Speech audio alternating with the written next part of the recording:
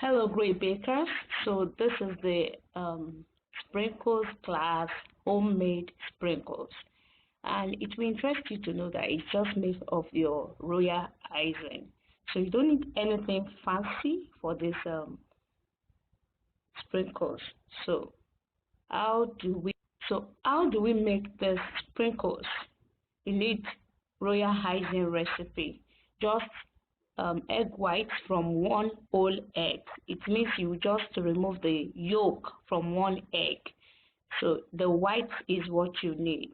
Then 200 grams of icing sugar and 1 teaspoon of lemon juice. This is optional. If you can warm your egg white on a double boiler. That is a pot of water that is boiling. Place your bowl on top and you bring your egg white to a little temperature that is a little above the room temperature. So don't burn your egg white and don't cook it. So just to be safe, if you're not doing that, you can mix it and let lemon do some work for you. So after mixing that, well, you can see I'm just playing with this. All you need to do is put it in your piping bag. I didn't use any nozzle. I just wrap my parchment paper and I pour it inside. Then I begin to draw any line I want. You can draw straight line, just draw straight lines, like concentrate and make it straight than mine. So I'm just having fun. All right, just draw straight line.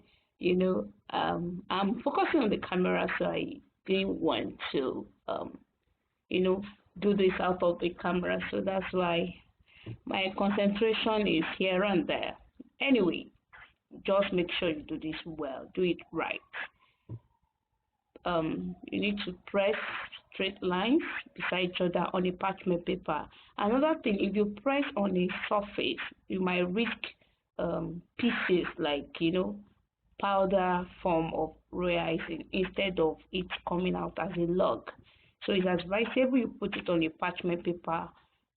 If you want to use some local paper, it may not work. I've tried it and I discovered it will stick to the paper. So parchment paper will release immediately and you can use your paper later for anything else. So we're going to pipe just few colors. This is just to show you how it works. It's not anything fancy. Please feel free to use many colors, like different colors. So as much as you can see this, you can make any color you like. And I try to make bigger ones to see if it actually works. I'm not sure about that, but I think you better go with very thin lines. When it was dry, I'm not sure I like the big ones. So go with the thin lines and let it dry. It's going to dry in house. Then you can use your hand, just use your hand to scatter everything and make it into pieces, and it's ready. So let's see how this is when it's dried, and guess what we did with this.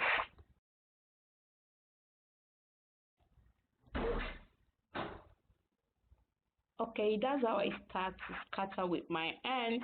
Nothing, no tools needed, just scatter everything with your hands and combine the colors together, and it's ready to go. So the big ones now, it's not just okay for me. So I just think the tiny ones are the best. So your line has to be really thin. I've drawn the big ones, so when you do yours, you don't say that it doesn't resemble what you saw in the video. It's because it's too big. You pipe too big. Don't pipe too big. Pipe tiny lines and you'll be just fine. Then use your hand to just scatter everything together. This is it. And guess what? I used this on a whipped cream covered cake. I used this on my lollipop decoration. That's the lollipop cake topper we used for a tutorial, and it came out nice, really nice. So you can do this. My colors are not even too much. You should use many colors. You will like it. All right, have fun doing this. Guess what? It's lollipop. So we used our homemade sprinkles here and here. Subscribe to our channel for more videos like this. Have fun.